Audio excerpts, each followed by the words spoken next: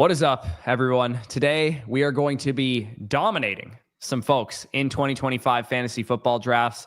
I might rechange the title after this stream is over, depending on how our teams go. Maybe we'll be drafting some absolutely, piss low teams, and I'll have to change the title of this video. And Jeb was one of the first ones in here. He said, "Hey, ready to hear some great takes." Well, you came to the wrong place for that. So we're gonna get Best Ball Mania 6 drafts in here. I think we're only gonna end up doing 2 of them because Spicy's on a bit of a time crunch, so it'll probably be 45 minutes to an hour of a stream here. We'll let some people file in before we end up entering the draft. Spicy, if you want to just showcase, I do want to shout out a couple of things. Underdog is doing a special promotion right now where you guys can get $50 back on your entry fees. I think they're giving you basically just like a $50 bonus to your account. Let me just make sure I have this correct. The contest that you have to enter to do it. Where is it here? So if you enter 4 teams each, 16 total, into the marathon, the sprint, the eliminator, and weekly winners. So some of those non-time box contests, the ones that are around all the time, they're trying to accelerate the fill rates by the looks of some of these contests. So if you enter 4 entries into each of those contests, you'll actually get a $50 bonus, which Danny, I believe you pointed out, is about a 22% back on all of those entry fees onto those contests. So if you guys are interested in that, that's a special promo that Underdog is doing until Friday, July 4th. Crown. What's he referring to when he says crown? What does the crown mean? Like the badge that we have? Because if you're talking about the badge on Underdog, that's just based on the amount of volume of drafts you do.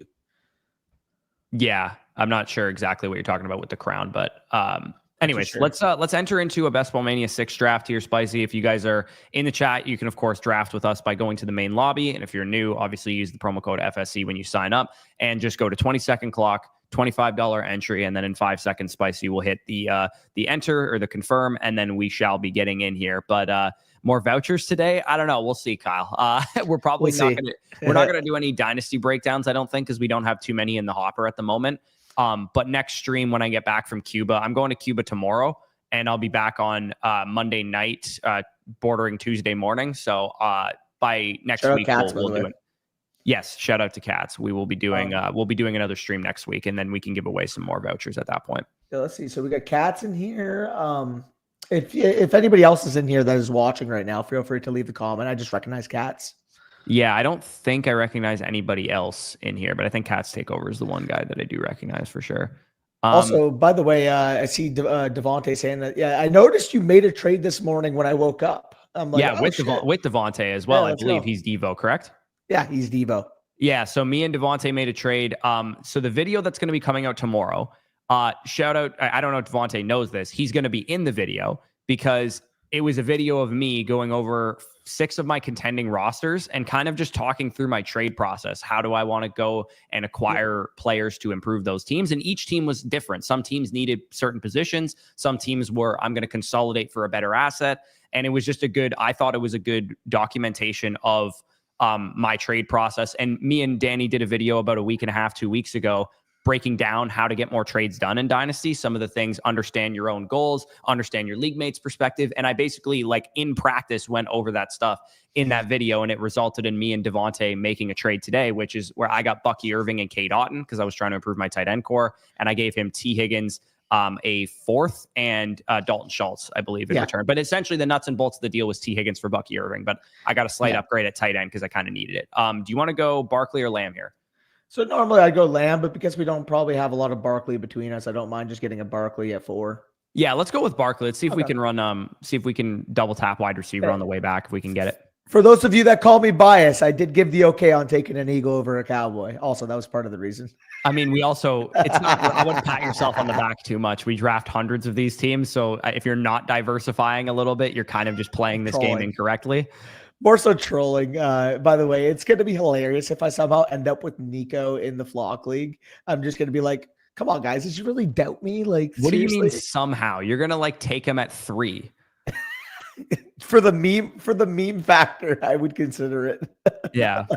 Dylan's in the chat. He said, who's the Finns tight end 1? I mean, I would imagine that Darren Waller's probably going to be the guy that runs the shallow crossers and whatnot. He doesn't come out of retirement unless he's guaranteed a good role. Like realistically, I'm sure Mike McDaniel says, hey, listen, Darren, we're not just bringing you to fight for your reps. We're bringing you because we need somebody to contribute in our passing game. Because if Mike McDaniel's pitch to Darren Waller was, hey, do you want to come out of retirement and potentially compete for the tight end one role? Like, do you think Waller's actually coming out of retirement? Yeah, no, for sure. You know And what I they mean? have blocking tight ends too. So I think it would be best, honestly, just preserve Darren Waller, only use him in sub packages when you're throwing and use him that way. For that reason, I do actually kind of like him. Like, where do you have him in your best ball rankings, Danny? We should maybe talk through this. So I was adjusting that yesterday. So let me take a look exactly where I put him when the news came out. I believe he ended up as a fringe top 24 level tight end for me in my rankings. Yeah, so he ended up right after he's in a tier with a bunch of guys who are more kind of upside swings or a little bit of safer guys. I have him at tight end 21, right ahead of Terrence Ferguson, who I'm way ahead of market on. I realize he's like an 18th round pick, but I have him ranked in like the 15th, 16th round. Mike Gesicki is right behind him as well. Zach Ertz, Brenton Strange. And then I have him, the guy immediately ahead of Darren Waller for me is K. Dotton, Mason Taylor, Hunter Henry type. So about the 150s or so is where I'd feel comfortable pulling the trigger in a best ball draft. Do we want to take Bowers here? This is kind of a nice slide. Yes, Yeah, that is a very unique duo too, because we got Barkley one pick after ADP, and we got Bowers falling. I think that's a unique little combo, especially considering at the start of BBM, Bowers was closer to the start of the second round, and Barkley was closer to a top 2-3 pick. So getting Barkley at 4 and Bowers at the 21 pick is probably more unique than any other player we could have taken there. Yeah, Waller fumbled Kelsey Plum. I don't know how you could trust him again. No, but do you remember that viral video for eating popcorn? Everybody on the timeline's like, "Oh my god, so cringe! Like, what are we watching, bro? Like, why is she doing that?" Yeah, I don't know. Also, we see Bindles in here. Shout out Mexican. Let's go, Bindles. I never actually made that poll, by the way. I said I was going to finally go ahead and do it and say which one's better, Mexican food or Italian food. And ball knowers know it's Mexican food. Bush, what you know about double tight end? Bully tight end? No, we can't do that. No, I mean, who are we going to take? I want to swing for a guy who, if they hit, crushes. And I think that's one of the two young receivers at the top there. Yeah. If we had two receivers already, I'd say maybe we just go with Adams, give us some good weeks. But I think we play this that Harrison crushes, right? Yeah. Also, or do you want to go Wilson? It's up to you.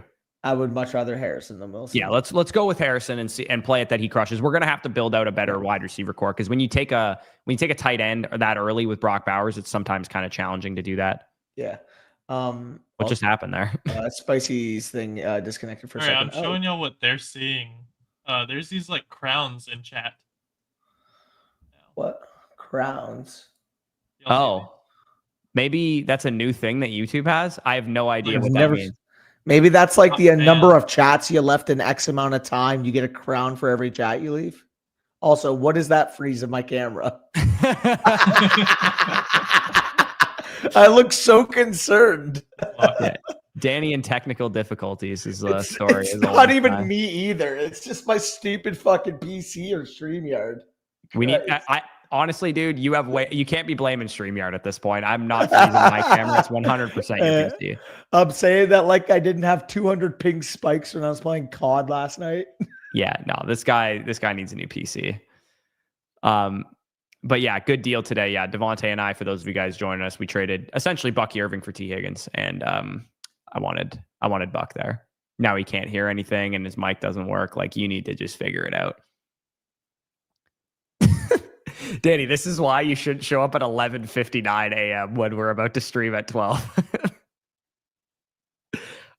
Jake says, yo, during my rookie draft, I traded 107 CJ Stroud and 404 for 109 Dak and AJ Brown. So you essentially traded up 2 spots during the rookie, or traded back, 2 spots during the rookie draft.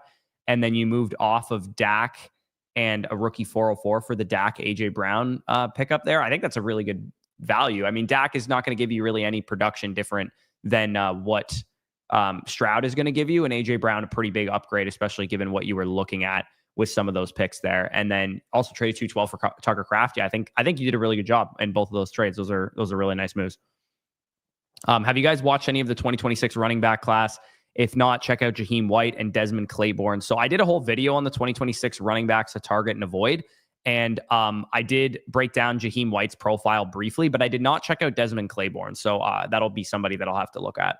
And speaking of 2026 stuff, when I get back from Cuba, I was wanting to do it before I left, but The quarterback prospect model with the 2025 stuff in there as well is just about finished, and we're starting to see some nice results there. So that video should be out as soon as I get back. Sorry, I was tweaking for a little bit. My fucking box was not working for some Okay. That's what she said. Devontae Smith. Sure. And Metcalf would be my other choice here. We always pick Travis Hunter. We could always go with him too. It opens us up for Hurts or Hunter or Pickens. Yeah, I would say any of Metcalf, Hunter, or Pickens I'd be fine with here. I don't think we Hurts have any Week 17 correlation that I can think of here. Hurts because of Barkley and Smith, and he goes anyways. Yeah, I figured Hurts was going to go, to be honest. Yeah. It's used to be able to get Hurts to fall back to like every time you take Smith, but now I've noticed I think you kind of need to take Hurts first. Sure. Also, I'm assuming that you read through chat. Also, shout out Optic Baby Greenwall. Let's get it. Ready to hear some great takes. I don't know if they're going to be great, but they'll definitely be takes. Yeah, that's what I said at the beginning. I said you came to the wrong place. Oh. Let's roll Travis. Let's go Travis. Yeah, we need the upside. I'm down. You know I'm never going to turn down a Trav. Yeah, we could replace Danny with just like a soundboard of like, just take Travis Hunter. Just take Nico Collins.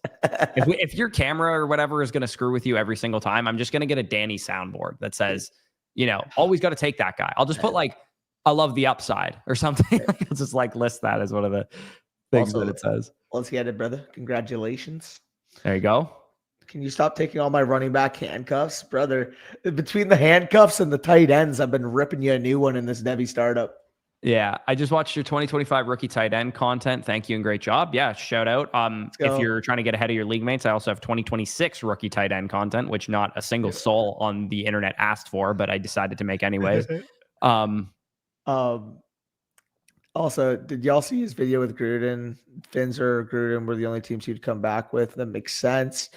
Kind of a bump. I can't lie. It was kind of cooking a little bit. He kind of slapped, yeah. Flocking Flock. Is this a Mason Burner account? Bucky or Kyron plus Cup? I'd say probably Bucky by a country mile. If this is a dynasty trade, definitely Bucky by a lot. In redraft, I mean, Kyron and Bucky are a little bit closer. But yeah, dynasty trade, I'm going Bucky and not really thinking twice about that. Sorry, I saw Spicy's comment. Guys, Danny spent 100% fab on Waller when he has McBride and Jake. Yeah, but like, who else is going to get available on the freaking FSC listener league? There's like a 30-person bench in that league. Like realistically, that was the correct move. Yeah, I did it in every league I was in. Every league I was in, whatever 100% of the fab that I had left was, I just bid all of it. Yeah. This is like, who else is going to come? Like, there's going to be no Puka Nakua. I mean, knock on wood, maybe there is, but like, if there's a Puka Nakua arriving at this point, I guess I miss out. But Xavier Restrepo is going to just literally be dominant, I guess. God, that guy might not even make the roster. I think Xavier Restrepo, if somebody was going to be Puka, it's going to be Xavier Restrepo. Yeah. That's the answer. That's the correct answer to me. Yeah. Really late round, undrafted rookie draft guy. Uncle leaned into a Metzke on top of that. He's frozen looking like Uncle Rico. That's funny. Dude, I can't lie, though. The fucking stash is playing into the Uncle Rico comp even more. So I know we don't have any Bengals pass catchers at the moment, but we do have Harrison as the bring back in week 17. We could take Burrow past ADP here if we wanted to, but I'm cool just taking like Addison or Judy and then maybe seeing if Burrow would fall back to us potentially. Do we only have one running back as well? I think. Do you want to go Henderson or do you want to just take a wide receiver? I like Henderson here, to be honest. Okay, yeah, let's take Henderson. And if Burrow falls back, Burrow falls back. If not, then we just gave the team at one a gift. Although the team at one actually is the one who drafted Hurts. Yeah, for sure. He did. He's probably kicking himself that he drafted Hurts now. Yeah, shout out to Andrew in the chat. If you guys are looking for more content, I did a video on his channel. Go check it out. We did a startup mock together as well. So Danny locked in. What's good? Yes, sir. Am I making a comeback in the Flock League? I mean, I was one game out of the playoffs last year, and it took the biggest collapse I've ever seen by Amani Aruarie to not get that spot. So, really, Danny, have you told us about this already before? I might have. I know. I'm not 100% sure, but correct me if I'm wrong. I could have.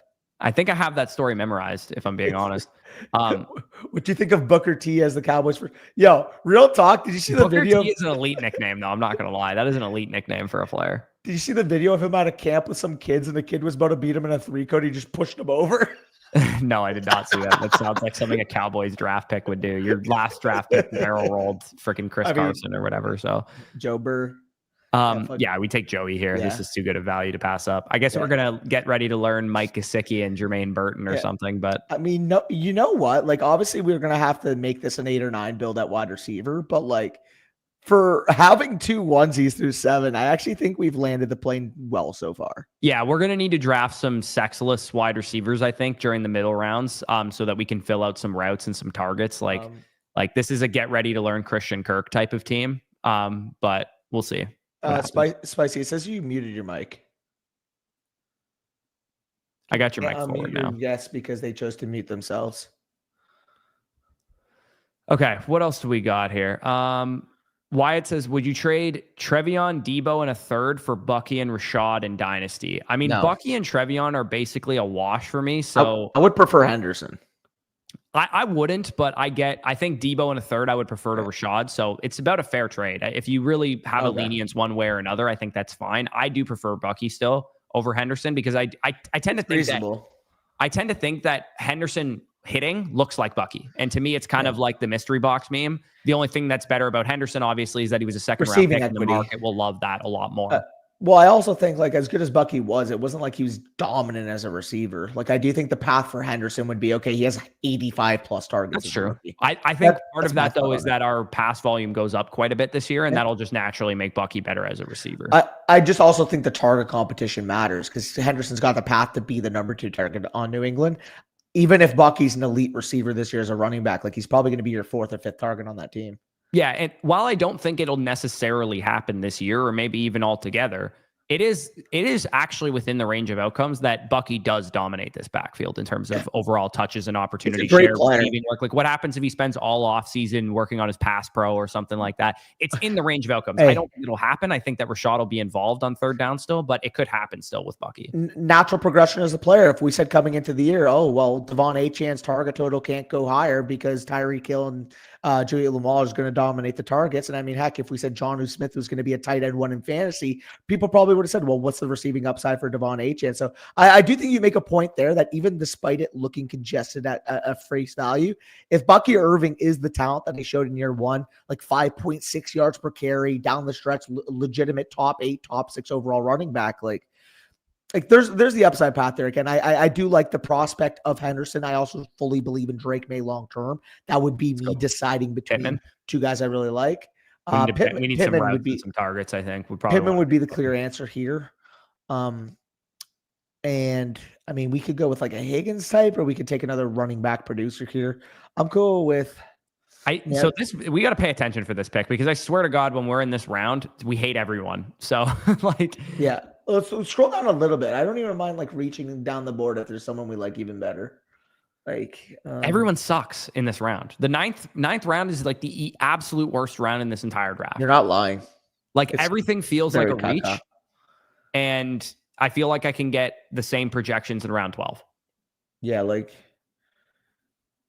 this is why I hate onesie early, by the way. Yeah, but taking quarterbacks or tight ends here. Yeah. I mean, like, again, we're still going to be able to land the plane, so I'm not worried. We have 4 wide receivers, which is a good start here. I think we might have to take a running back producer here out of these guys. Like, to me. Or. Did Mason go too? We have Marvin. Well, oh, okay.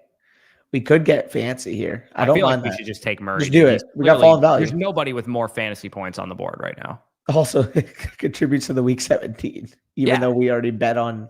Well, what happens if they ping pong or whatever? Like Murray gets the Murray has the big week 16 and then Burrow has the big week 17 or something. Yeah, or vice versa, like literally. Yeah, because a lot of people who, let's say, if that's the game that you need, are going to have Burrow stacked up with Chase, Murray stacked up with Harrison. I don't think having both of those quarterbacks is necessarily going to be very popular for people. Well, I mean, realistically, I think Kyler at this spot is a bigger advantage than the quarterback in the 11th round versus the running back or wide receiver we take here versus the 11th round receiver. These guys stink, realistically. These running backs are like, they could legit be like 8 point per game guys. Like they also, just in the context of our room that we're in right now, getting Burrow in the same round that Mahomes and Mayfield went and getting Murray in the same round as, Caleb and I was assuming the after Justin Fields, right? Like this, like I think we've gotten value that makes it worth. Yeah. Luke said, I'm going into the year with JT, CMC, and Achane, and my 12 team starts 7-1 quarterback. How am I looking? I mean, you need hammers in a 12 team start 7-1 quarterback. So those guys are all going to be really productive. Yeah. Now, the question is, in a home league, if JT's overvalued in it, do you try to trade JT for one of those wide receivers? Like, I mean, you're not going to get to Nico, but in like a start 7 running back, I don't want to just have 2 guys like CMC and Achane. Like, I actually do like having running back advantage with having a JT. But if you could get from JT to Bucky or, one of the rookies or something like that would make sense. Sure, but I will say, like, what if the offers you can move JT for Drake London? Like, yeah, and you already have Achane and I have it would depend on what my depth at running back is. Like, and again, in a start 7, we talked about this in the mock draft that we're going to drop on Saturday. We recorded yesterday. It's like two running back and maybe a third running back is actually really valuable in like shallow formats, right? To have guys like JT and McCaffrey and Achane. Okay. I mean, Bateman's a pretty good value here. We got falling ADP value, and he's got spike. We only have 2 backs still, though, too. Yeah, but like, I think we can make it up in the aggregate with the running back position. Let's roll with Bateman. We're going to need to build like a 6 RB build, though. It's like a Toot and a Charbonnet. Someone like that could fall back too. Yeah, I would say that would go a long way for us because I mean our last tight end. Like, are you good with the 2 tight end build of Bowers and Gesicki? Yeah, very. You're fine with those 2 guys. We don't need a third tight end. When you have Bowers, you never need a third tight end.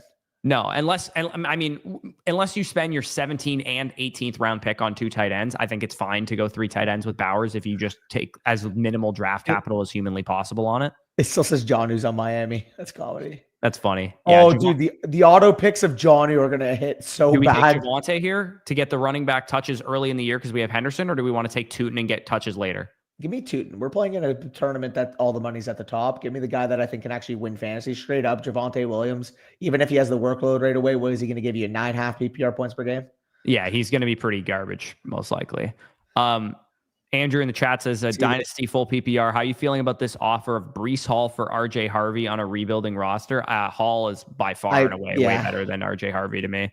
If you're rebuilding first and foremost and you're selling Hall, my advice would be just cashing in on as much liquidity as you can. To me, it's like RJ Harvey's the same age as Breece Hall? Yeah, that's what I was literally just looking up. I'm fairly certain Breece Hall is younger than RJ Harvey. So if you told me that RJ Harvey at 20, he is younger than RJ Harvey at 24.4 years old, had multiple RB1 seasons already under his belt, would you be in on RJ Harvey? Because that's literally what Breece Hall is. Not to mention Breece Hall has a season in which he led all running backs in targets 2 years ago. Yeah. So again, I don't know what we're doing as a dynasty market with Breece Hall, but it's kind of ridiculous if you ask me. I think you're lower on the market value than I am on Breece Hall. I have Breece Hall still as a top 7 or 8 running back. I haven't moved once.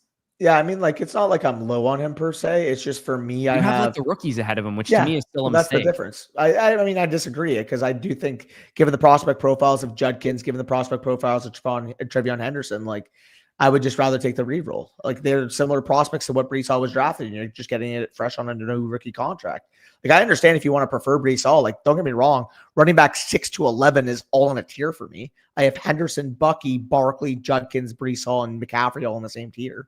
But like, I just don't see much of a difference between that tier. Like, if you're a competing team, you take a Hall, you take a Barkley, you take a CMC. If you're a team that is, younger, you want to see a little bit more fluid, a little more flexible, like, you could very well make the case Henderson, Bucky, Irving, and Judkins are the most ideal out of that 6-10 or whatever it's called. I get why you're doing it. It's if they hit, they're going to crush Breece Hall in value, and Breece Hall, if he has another bad year, is going to lose quite a bit of value. So that's kind of like why you're doing it. The thing I just look at is that I just think Breece Hall's price is wrong for a lot of people. Again, I think that's reasonable. I think even me having him at 10 within that tier is higher than where the market kind of feels like on him right now. I don't know. I look at a 24-year-old running back with multiple RB1 seasons under his belt already. Like, that's really hard to find. Like, I would consider that a major win for Quinshon Judkins or Trevion Henderson to be as good as Breece Hall has become as a player. Sure. By year 4, they will be, though.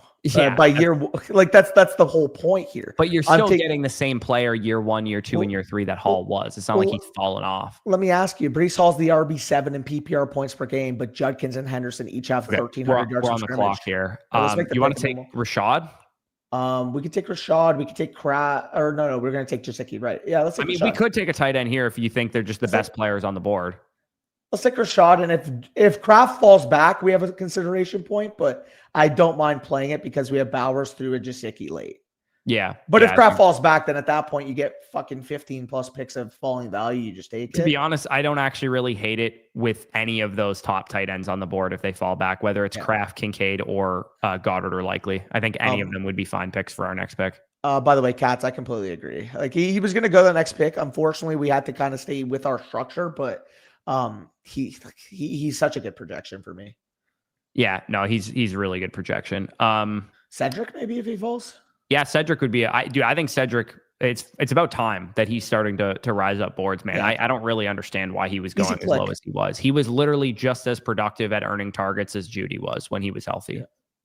Yeah, because of that split, I've kind of like closing the gap a little bit between them. Because initially this offseason, I'm like, oh yeah, well, like what's stopping me from ranking Jerry Judy wide receiver 22 in best ball? You know what I mean? Like that was kind of like the sentiment. Now I've cooled on that a little bit because of how high I am on Njoku, and on top of that, like you said, like Cedric just seems like a very appealing pick for me at this point. So if I'm going to be in on those guys, I do have to lower Judy a little bit. So unless fucking Shitter Sanders, Joe Flacco, Kenny Pickett become Aaron Rodgers, Are you Aaron Rodgers? I do want to float out. Likely is also a consideration for me if we wanted to just take Likely and be done at tight end. I'd rather go Tillman. If we were going to go tight end, we should have taken Kraft. Yeah, that's fair. I actually really like Rashad. That's why I was pounding the table for. I think he's a really good best ball option because he's going to have some weeks here and there. Bateman? What's up? You said you really like Rashad. What, Bateman? No, Rashad White. Oh, yeah. No, I agree with you. I mean, I guess we have two Rashads on our team, so that's why it's confusing. But yeah, Rashad White is what I was referring to because he has hear me out here. What is the difference in the amount of weeks you're going to get from this player and the amount of implied upside he has if the starter goes down between David Montgomery and Rashad White? Well, I think the standalone obviously is there, but in terms of strictly implied upside, I actually think Rashad's is probably even better. It is. And Rashad White was a top 24 running back in points per game last year with Bucky Irving producing how he did. Like he has standalone value. It's not just that he's a handcuff. And I've noticed this, Bush. The market at some point, like it just has its preconceived biases.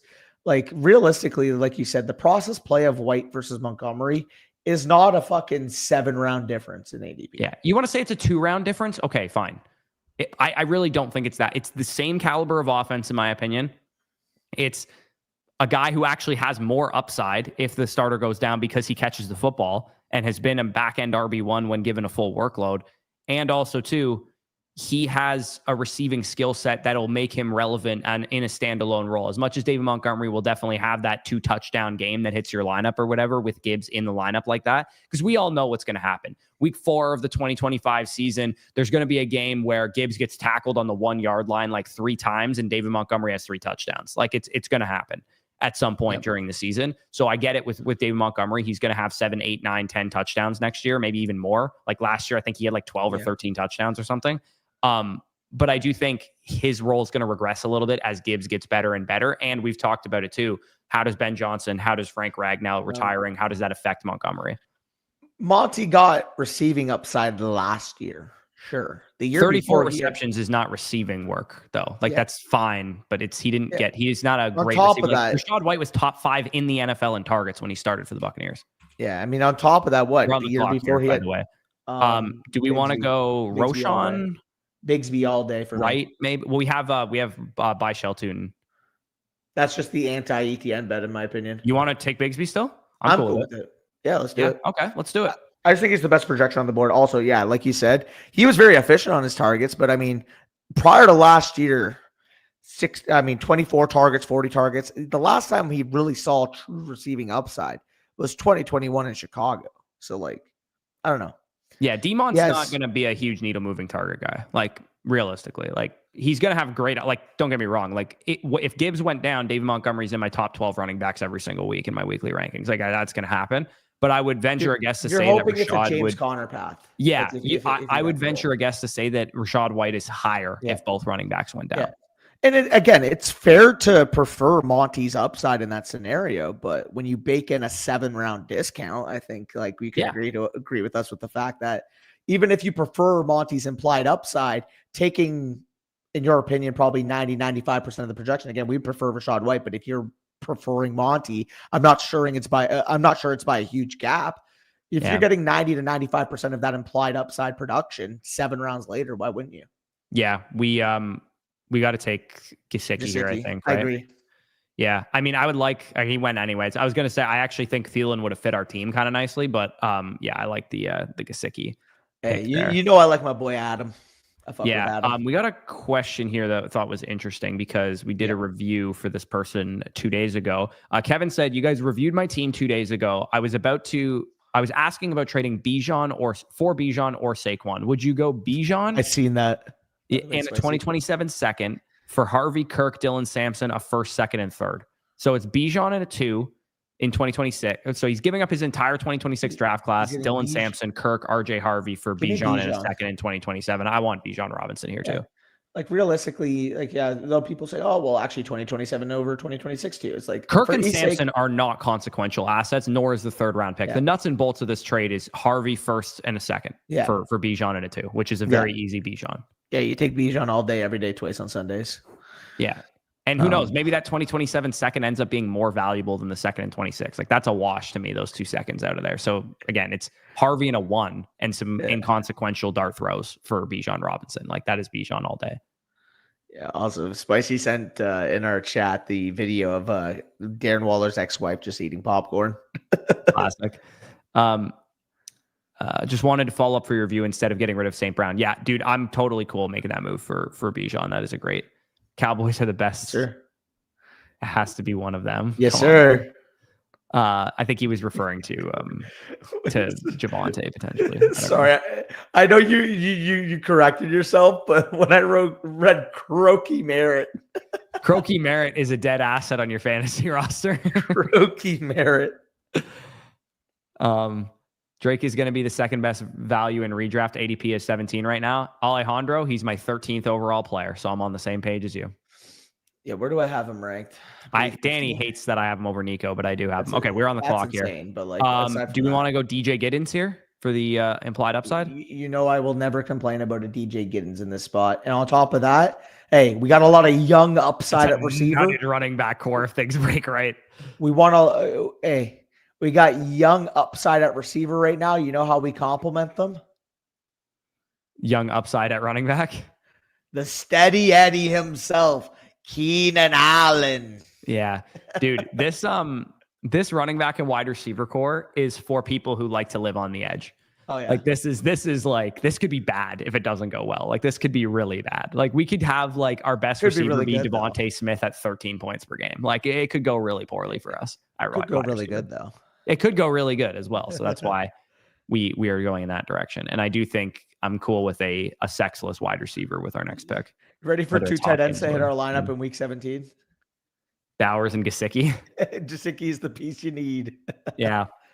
No, like here's the thing, man. When you build out a running back core the way that we did in this draft, week 17, like chaos of the NFL season, who would have thought that in 2021, Sony Michel, Darrell Williams, Rashad Penny were winning people championships? You know what I mean? Like Tank Bigsby, Byshell Tootin, Rashad White. These guys could be starting running backs for their teams. I guess it's not possible that both of them are, Bigsby and Byshell. But like if ETN gets dealt before the season, we might have a nice little nutted combo there.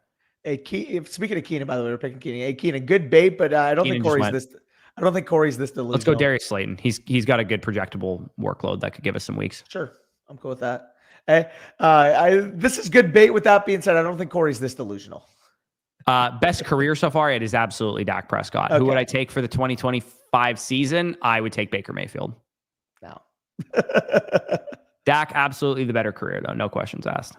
Keenan Allen.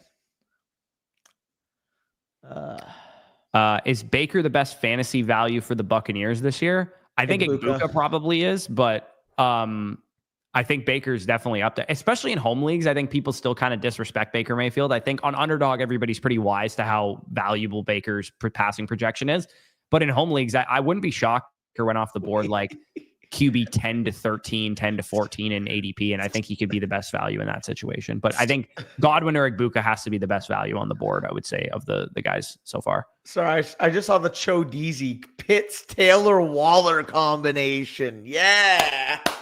Yeah. Oh, actually, Mason's correct. Yeah, Rashad White is actually That's the a best good point, Buccaneers too. value. Yeah, we just took him. Yeah. Yeah, Also, Mason, I caught your appearance on the Underdog channel with Josh and Hayden, and I honestly feel like you lifted 90% of my highest exposed players. I didn't see it. Here's the 5 players that Fantasy Flock can't stop drafting.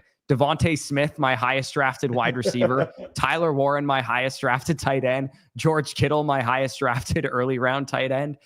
Michael Pittman, and 19% ownership player for me. And then who was the other guy that Mason talked about in that video?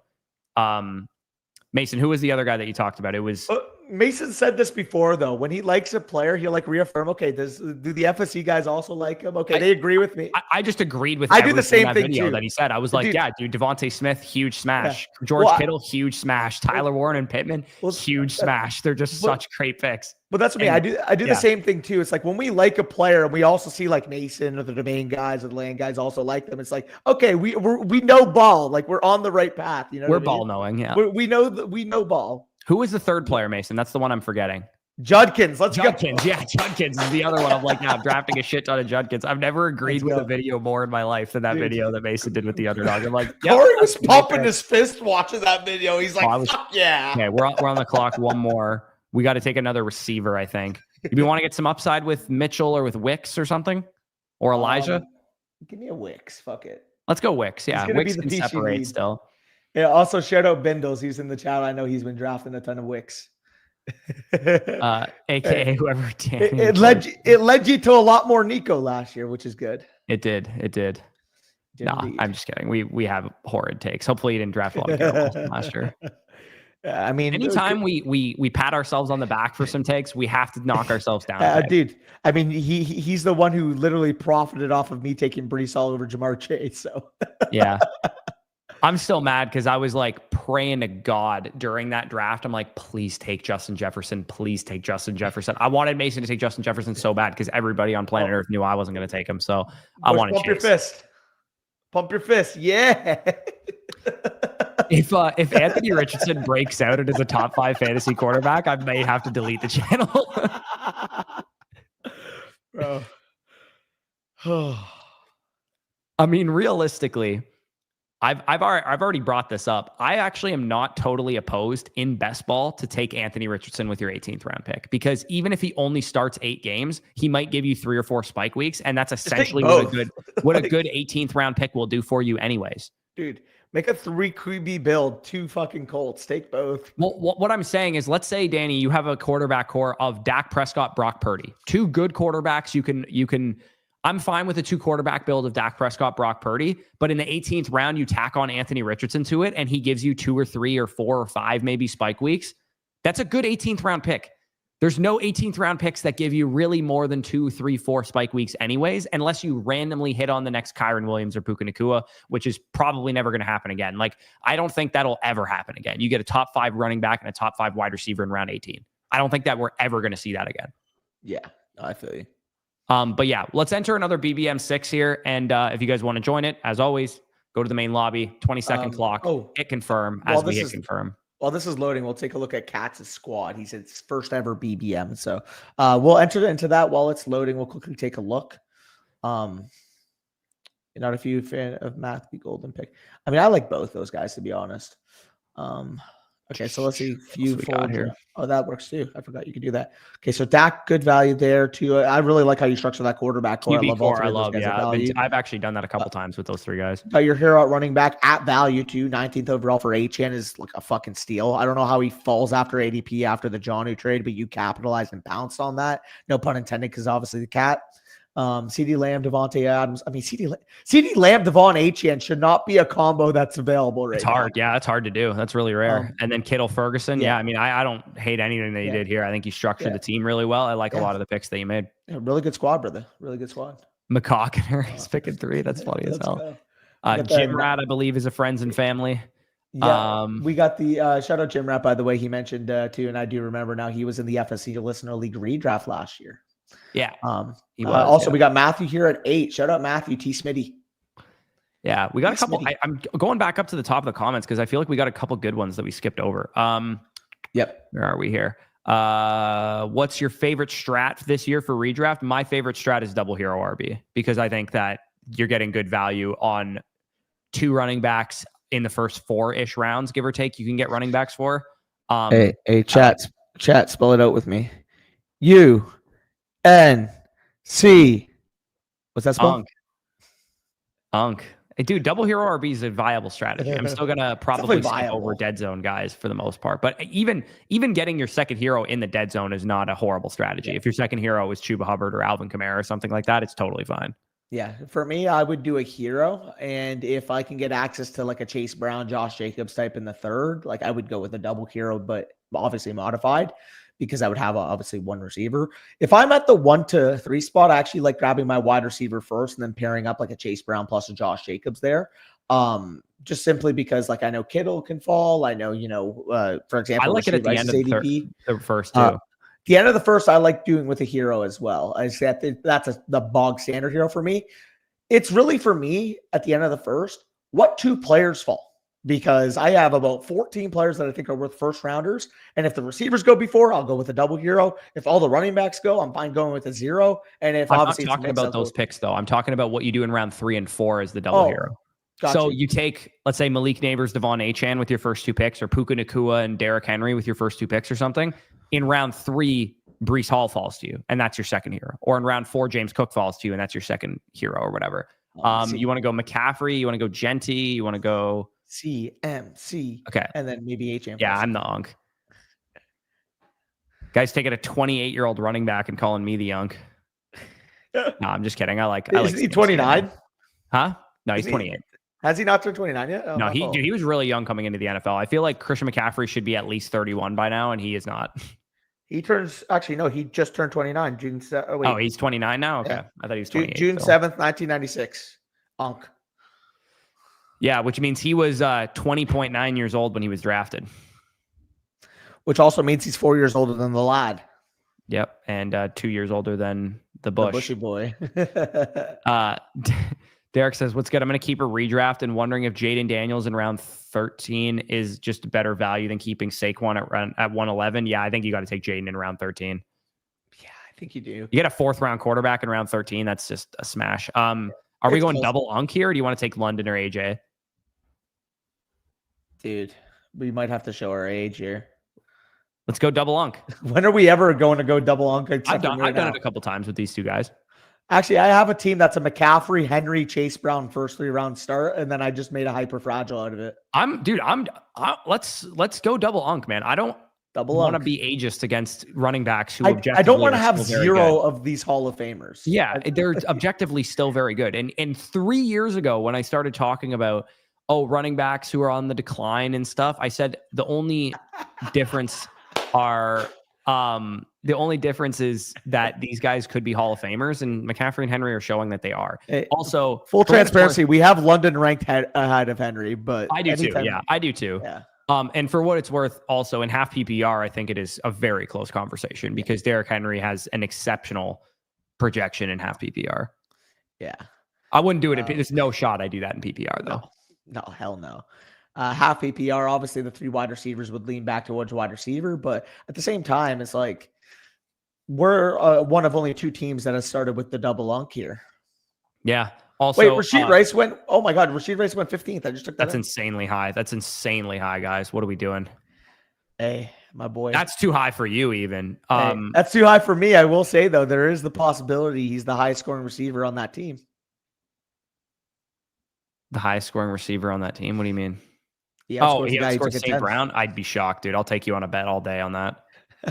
I mean, I have St. Brown ranked higher, but if you told me Rashid Rice outscored him, I would not be shocked at all. If you can get CD and Kyler for Lamar, I'm definitely doing that all day and twice on Sunday in Dynasty.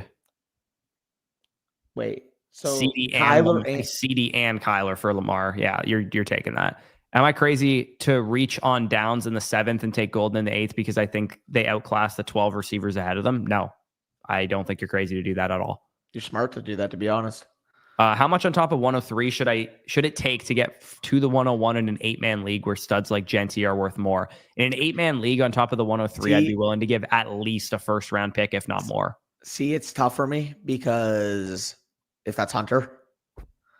I'm sorry, Danny. I know you love Travis Hunter, but Genty in an 8-man league is objectively way more valuable than Travis Hunter. A top 3 dynasty running back versus, let's say, if you're bullish, a top 10 dynasty wide receiver is top 3 dynasty running back trumps. By the market, sure, I agree. With that being said, the question is, what would you be willing to pay? I would not be willing to pay 100 plus a first for Genty. I would. Then that's you. Yeah, I would pay 100 plus a first. It's an 8-man first too, for what it's worth. Yeah. It's a guaranteed top 8 pick, but I'd still do it. Yeah, I mean, I don't think it's an outrageous market value deal, but I would still do it. With that being said, we got to take a young receiver here. Right? Should we build as unk of a team as possible and just take Mike Evans here too? Hear me out. I think you go JSN here, and then you hope Tet falls because they got the week 17. Yeah. Are we going to go old running backs, young wide receivers team? Go with Kyron for the triple unk. Oh, no. Gosh. Oh, I thought Tet went next pick, but Terry. Dude, Terry McLaurin, Tet McMillan. The fact that they're fucking close at ADP is boggling my mind because like the names are so fucking similar. Yeah. Kittle 3-4 turn where he should be going, by the way. Yeah. Let's flip the board on George Kittle already. Yeah, like why is he going where he is? So I keep scrolling up to these comments because they're very interesting. If Tet goes, do we go unk? He ended up trading Trevion in a third for Bucky. I think that's totally fine, especially as a competitive team. I would prefer Bucky, so I'm cool with it. Are we ready? I hope you know Travis Hunter has not changed in my rankings at all, Mason. And my opinion has not changed on him either, which is that I would take Hunter 1-0. What's up? What the fuck? Khalil Shakir. Hips don't lie. Also, there is a spider I got to go pick out for a second. Okay. Danny's a 12-year-old girl here, so I'll have to make the pick. Tet McMillan. Yeah, let's go Tet. Khalil Shakir. Kyron would have been nice. Khalil Shakir at 38 is criminal. I just had another comment pulled up that I liked. God, there's so many. Can you guys stop commenting good shit? Because I'm trying to find all these comments and get through them. Thoughts on May plus Ward for Lamar? I'd give up May and Ward and not really think twice about it in a start 8. Herbert and Penix behind them. Yeah, you got the QB firepower to do it. Just go May and Ward for Lamar Jackson. Good day, broskies. Where does Pittman fall to you where you would take him in a dynasty startup? I drafted him in a startup a couple months ago, so I can give you an exact answer. I think Pittman's a pretty good value in startups right now because realistically, he's not really any different of a projection than he was before. And now, just like the case is with Michael Pittman every single time, everybody gets so hung up on Michael Pittman being like a good producer that they just elevate him to a obscenely overpriced thing. But I would say round 8 to 10, give or take, is where I would take him in a startup. Danny looks like one of the biggest children I've ever seen in my life, trying to kill a spider and looking like he's absolutely terrified. I don't know if I got it.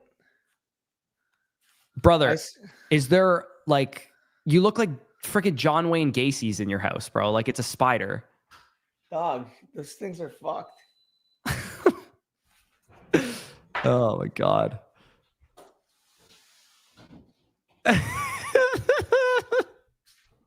You're getting shit talked in the chat by a 16-year-old right now. Did I just get called a pussy boy by a 16-year-old? Yes, you did. Oh my God. To be fair, like it's a fucking spider. Oh, he's right there. I see him. Oh my God. How did he get out? He's not that big either. He's just a little fella. I don't know how. Where'd he go? Oh my God. No, you need to be put in the back seat before you embarrass our whole channel.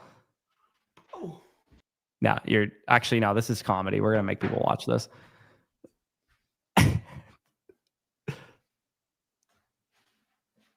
I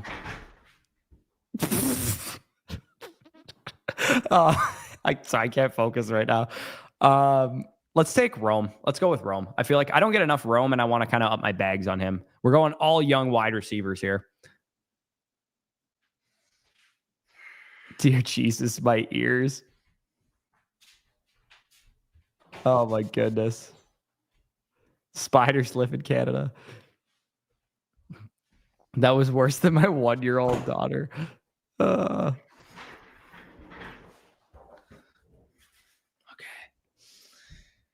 They're gonna fry you for this one, brother. Well, You screeched like a little girl for starters. oh, bro, that shit jumped on me. And Dog, fucking, dude, we I don't don't live in like Australia. spiders. It's not a black widow.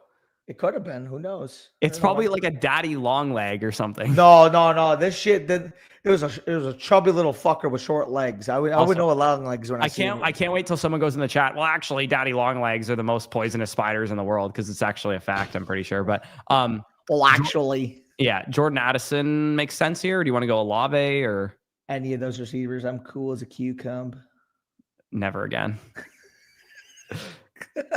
You need to take a lap after this stream. DUI trial. That's not ideal. Who got a DUI trial? Addison. Addison. Yeah. Was it a Dewey? I thought he was just speeding. No, he got a Dewey. Yikes. Okay, I need to skim through the chat because there's way too many good comments for me to go over. I'm just gonna skim through some of these. Yo, chill. Why is Dylan violating me? Damn.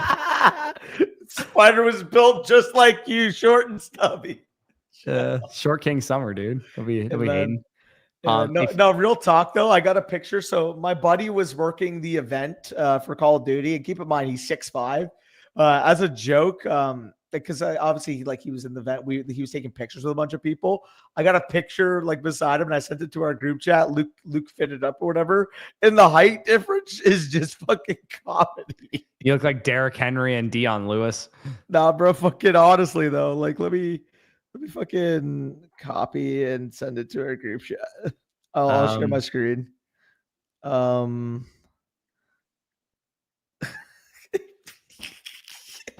me pull this out. There we go. Oh, God. Our buddy was in the white Ultra shirt, and then I pulled up with my boys. Yeah, I mean, you see that? Could potentially be the nerdiest thing I've witnessed in my life. He's just like, yo, let's pull up for a picture. And I'm like, fucking, we ball. Yeah, no, that was comedy. All right. We got to get Danny's screen off here before he starts sharing childhood photos of him playing football. Yeah. Looks like Kyler next to his O-line.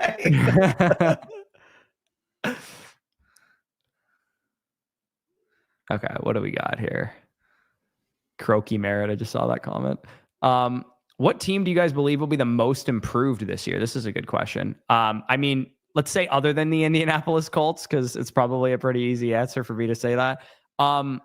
What team has a chance to kind of go from worst to first or be like a much improved roster than what they were last year that maybe we're not expecting? I think the Cardinals are a good shout, potentially being a team that's much improved. You're saying specifically worst to first? Not necessarily, just like they're a better team than they were last year. Okay. I mean, I have an easy answer, but aside from them, let's look at a different team that I can say. If you say the Cowboys, I will literally put you in timeout. They went 7-10 last year. They will absolutely do better than that. You can't use the Cowboys. No, I know. I'm saying outside of the obvious fucking answer. What do we want here? Let's go Reed, and let's hope Pacheco falls. Yeah, Pacheco or Jones would be nice on the way back. Yeah. Or even B-Rob would be not bad. We're going to unk our way into no quarterbacks or tight ends. Yeah, Patriots is a good shout. Jets, yeah, I can see the Jets being better. I mean, for the free bets too are 49ers definitely a free the Titans and Raiders. Yeah, the Raiders are a good example of a team that could be a lot better. Dude, the Jaguars are 4-13. I mean, would that shock anyone if they did the same thing? No. But you're saying like they're 4-13. Like given what we think of their offense, surely they win more than 4 fucking. They wouldn't be my first pick in that division. They're the Jaguars, man. Like they'll probably find a way to screw this up. The Bears were 5-12. They're going to be way better this year. Yeah, Bears are an obvious answer, I think too. Yeah. I'm trying to think who's somebody that's not getting any hype at all that could just be a legit good team. I think the Raiders are a good example of that. Yeah. Like nobody's really talking about the Raiders being good. Carolina, yeah, that's a good one too. Okay, what do we want to do? B-Rob? Rob. Yeah. We could stomach an Ayuk on this team if we wanted to. We have McCaffrey, but give me some Rob and we can make this a hyper frag. Cool. Raiders was a good answer, yeah. Raiders. Raiders. I think the Cardinals is my favorite answer because I think they're also somewhat under the radar that not a lot of people are talking about them being really good. Also, this is insane, by the way. They finished 5-12 and they started 4-2. Imagine being that garbage. Yeah, no, that's tough. Good call, Juan. No, ball knower for real. Cowboys, come on. My 49ers, classic. Oh, Juan's letting us know too. What do you Yeah. guys, Marcus Spears? You know who no one's talking about? The Cowboys. Fuck. I mean, between me tweaking out about a spider and now talking about the Cowboys, would it not be a freaking FSE stream? Am I right? Yeah, I mean, your Q rating is going down by the second out here. So Yeah, fuck. Get Sean Tucker. I do love me some Sean Tucker as well. Shawnee T's a good show. I like Shawnee Shawnee T. Shawnee T, 18th round feels nice. Yeah. What else? Any of you guys been in drafts where neither Dart or Shuck gets taken in the second round? Dart didn't go in the second round of your draft. I mean, in a one quarterback league, that makes sense, but rookie draft of a super flex, Dart should definitely be off the board early second round.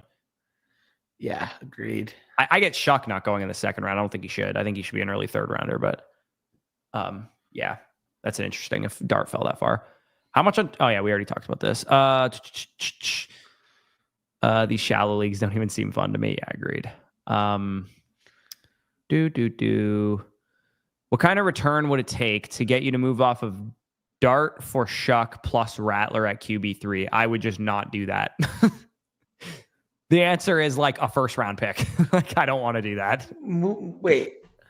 The Shuck Rattler combo essentially would be what he's getting for Dart. It's like Dart has a much better outlook as a first round pick. He was a much better What the prospect. fuck is the point of that? Yeah, if you got a 1, I would do it.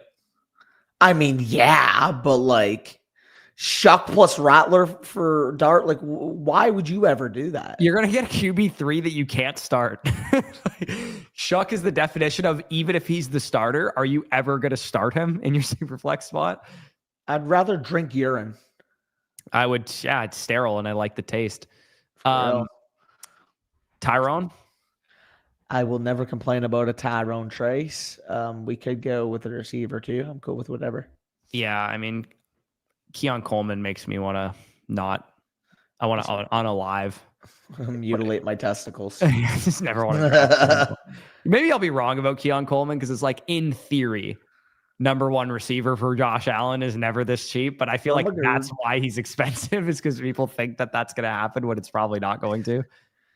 Also, do we just take a naked doc? No, you don't have to scream in the microphone to say that. Yeah, okay. I mean, we got... Do we take a nice little Luther since we have Rome and we could pair that with a Caleb? I don't know. We're probably taking enough zeros in this lineup and taking Luther. He's not a zero. I do think the floor for Luther is that he legit is a stone zero. Like, his floor is like, he is brutal. He's Jalen Polk level bad. Yeah, no, I just completely disagree. Just a different caliber of talent. Respectfully, Jalen Polk can't hold Luther Burns' jockstrap. No, I mean, yeah, sure. I think let me say his floor is like rookie or JSN, where he's pretty much a zero. I mean, in the 10th round. Who do we want to take here? Who do we want to take? For me, it's Burden. He's very clearly the best receiver here, unless you want to go Warren. Let's go Burden. I think we can wait on tight end. I don't mind that. Unk. Love me some dodgeball quotes. Yeah. You could dodge a wrench. You could dodge a ball. Yeah. Bro, Dodgeball was one of the first fucking movies I remembered as a kid. Just seeing Ben Stiller in that role was fucking comedy. By the way, shout out Ben Stiller, avid Knicks enjoyer. You're not a Knicks fan. No, he's just a big basketball fan. If you check him on Twitter, all he tweets about is the Knicks. Okay. It's just it's like I don't know. It just seems like you'd be like, shout out, Nick Carter, avid Bucks fan, Backstreet Boy. It's like when he's a fan of your team, it seems like a shout out. No, I'm just saying he's an avid basketball enjoyer. The only two things he tweets about is basketball and Severance. Those are the only two things he'll tweet about. Go to Ben Stiller's Twitter. I'm not even. You've never watched Severance? No, I've never heard of it. No. It's a TV show. I assumed Severance was like like it's Spicy in the back job or something. That's what I said. Spicy, unmute and let him know. Bro, this is the fucking best show of this fucking past 5 years. Like, you're missing out. Platform is it on? It's on Apple TV.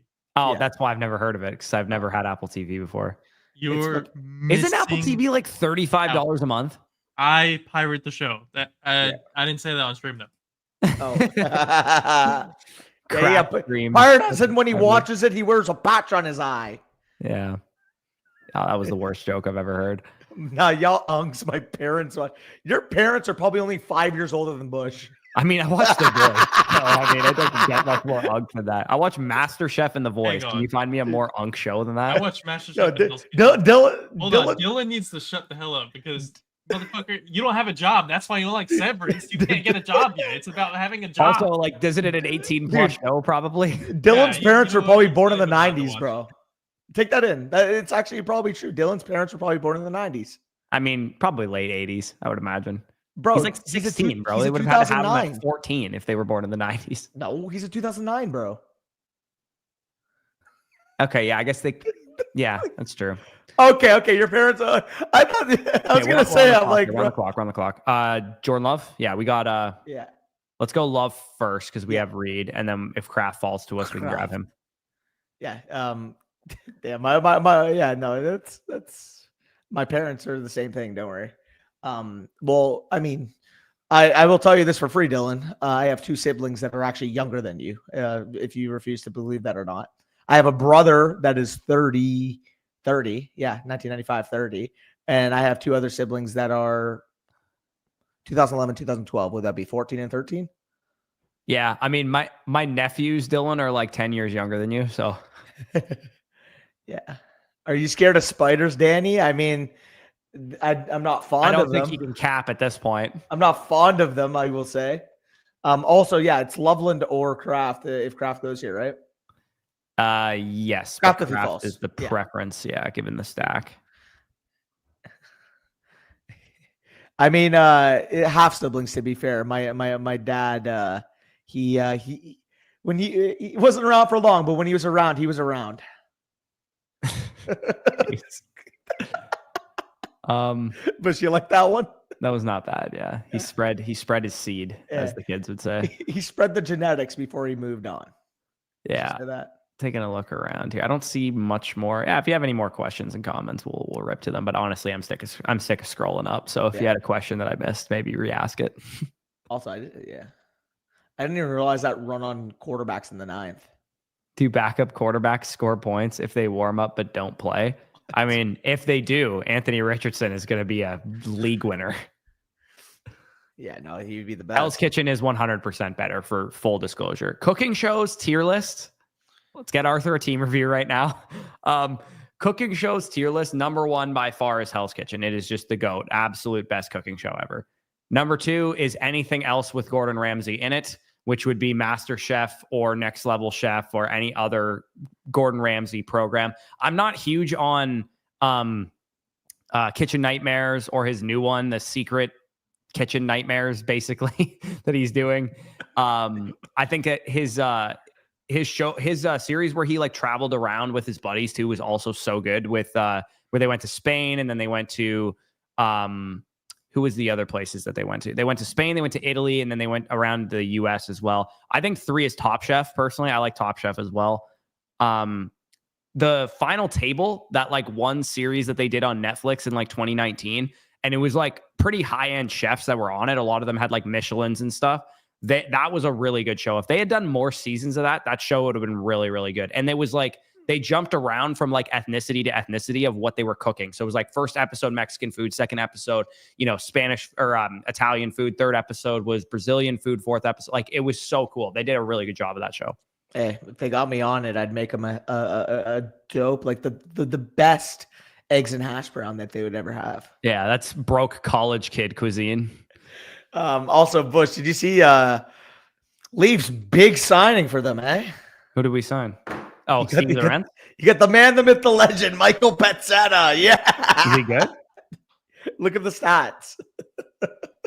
Oh, God.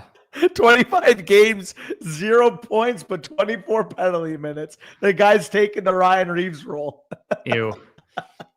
I mean, we need another goon, so we'll take it. You'll never complain about a goon in the playoffs. Yeah. What was I gonna say? I had something in my head. Whatever. Forgot. Bro, what is this tangent at cooking show during? Hey, Dylan, one day you'll learn how to make stuff other than canned soup and hash browns. But then again, Danny's 10 years older than you. Can't make anything else either. So relax. I make some great cuisine. Do- You forgot about my air fryer skills. air fryer Skittles? My air fryer skills, bro. They think your air fryer Skittles. Oh, I'm buddy. like, are you making Skittles in an air fryer? Buddy, you already know I get the fucking. Do we chicken. take Tua just because he's the best projection on the board here?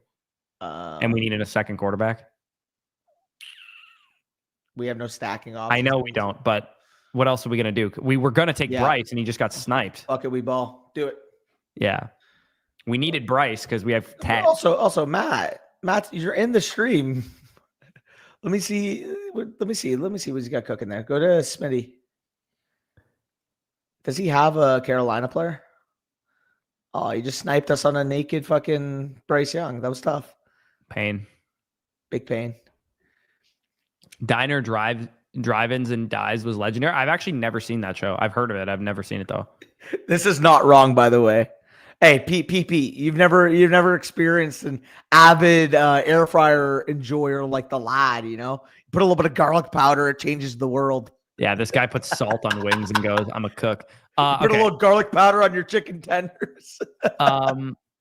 Do we want to take Tank, maybe? Wide receiver, I think we need. Palmer, McMillan? McMillan. Outside. Get Could the have been Thielen too, correlation with Tua. If Tua and Jalen McMillan are the guys you need. I'm telling you, like fucking a little bit of garlic powder. You never realize it fucking changes the whole meal. Bro, you know what else is good on stuff? Cheese. That's a good call. Dude, anytime I make my eggs and hash browns, you got to get a little bit of cheese on there. Yeah, cheese on hash browns is actually fire. I'll give you that. Yeah. Cheese. So what I usually do is I'll put the cheese, like I'll grate it on the eggs with garlic powder, salt, and pepper. I'll put the hash browns into the air fryer, and then I'll spread sriracha on top of it. And if I have avocado spread, I'll put the avocado on it too. Clean. Yeah, so not bad. And there goes, please actually chop garlic once, I beg you. Yeah, I'm not going to lie, Danny. Chopping garlic is pretty much a game changer. That's a good point. That's a good point. I don't know. I'm not a big fan of the chunks. Oh, speaking of unk stuff, you know what I did that was really unky yesterday? I hosted my parents, my sister, and my grandparents for like dinner. And we made a like big barbecue and stuff. And I had smooth jazz playing on our record player when they came in. Hey, oh Jesus, Unk. Unk indeed. Also, I see Dylan. I seen that. Hey, if the Knicks want to send the Lakers OG Anunoby or Karl Anthony Towns, I will send them LeBron. No, I did not see Jeremiah Smith and Ryan Williams in his prospect model. I haven't actually put Jeremiah and Ryan Williams in my own because I've been doing other things, but I probably should just for the meme.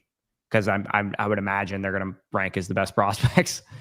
Yeah, so he put them in. I'm seeing it right now. Got a little excited, so I decided to do a deep dive on 2027 Jeremiah, and the generational talk was absolutely right. He put them into the prospect model. Let me see. What's his handle again? It's FF Rye Bread.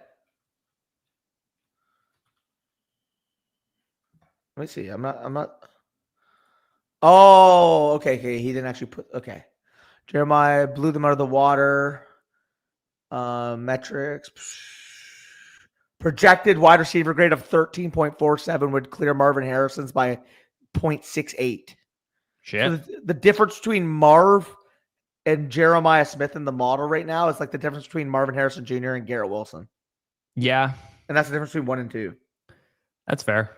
Yeah, I will say, like, the one thing about putting a freshman who's only played one season in the model is that it's going to skew his like career stats, which is a big part of my model. I don't know what the inputs for Ryan's are, but it's actually his numbers are actually more likely to go down based on the way that the model is structured for me because the career marks, it's impossible to do over the course of a career. It's not impossible. It's really hard to do over the course of a 2 to 3 year career, 4-year career in college football, what you did in your best season. You know what I mean? Like, it's really hard to, and right now his best season is the only one we have as a sample, and his career numbers would be like insanely good based on that 1 year sample.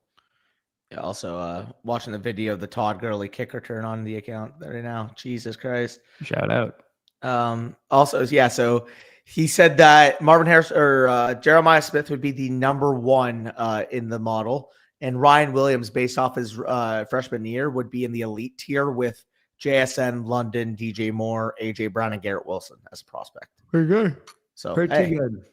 And keep in mind too, that was with shitty quarterback play for Ryan Williams. With all due respect, Do we need a to third Milroe. tight end here? Do we need to? Do you want to take Cade? Oh, we only have 2 tight ends right now, so we got to take Cade for sure. Yeah, let's go Cade. Yeah, let's go Cade. We got McMillan and Otten here to go up with the Tua. Check for Waller. Is Waller gone? No, he's there. Waller gone. Yeah, let's take Waller next. Yeah, I forgot about Waller. Actually, we should have maybe. We definitely should have, but that's fine. Hopefully he falls here. If he falls, that's good because then we get a 3 tight end build at a nice little cost discount. All these guys have 2, so I'm hoping that maybe because he's buried, they don't see him. Yeah. Do you think he'll be brought up this much? Like, where do you think his ADP settles in a month from now? Well, we just asked the question. Well, that's where we'll have him ranked, but do you think his ADP is that high? I think it might end up higher, dude. You think? People are going to look at what Jonnu Smith did last year. People were taking Jonnu Smith in the 9th, 10th round. People are going to be like, even as good as Jonnu was, he doesn't have a year where he's the tight end one overall like Waller was. I understand Waller's been out of commission, but people will see the upside in a best ball. I think he'd be lower in redraft than he would be in a best ball setting simply because you're just trying to predicate those spikes. Right. I would think he would probably be behind. I would say 13th or 14th round. Probably around like after Likely and Pitts, I would imagine, give or take. I mean, if he's that cheap, I will have so much of him. I mean, I'm not really that sold on the dude. I think I'm comfortable with this cost and a little bit, maybe 15, 20 picks more than this, but I'm not going to go that much more crazy on Waller. I don't think. I think in a vacuum, I'd still rather have like Hunter Henry and Mason Taylor and Cade Otton, to be honest. Yeah, I mean, Hunter Henry, I would, but I think I would rather him than Otton. I don't know. That's a close call for me. Yeah, I mean, I guess it kind of also depend on what you need for your tight end core, because like pairing them together is nice because Cade's very safe, I would say, relatively speaking, his role and his routes and his targets and stuff. And then Waller's a lot more of a spike week guy. I would imagine that's how he'll be deployed, at least. Also, wise words from Dylan. Don't get shot in Cuba, Corey. I won't. No, Cuba. Whatever you do not. Cuba's pretty safe for Canadians, for sure. I mean, Americans can't even go there, so. Yeah, no, I'm trolling. Yeah, if you're Canadian, like Marinero, at least where I'm going is safe, not all of Cuba. Yeah.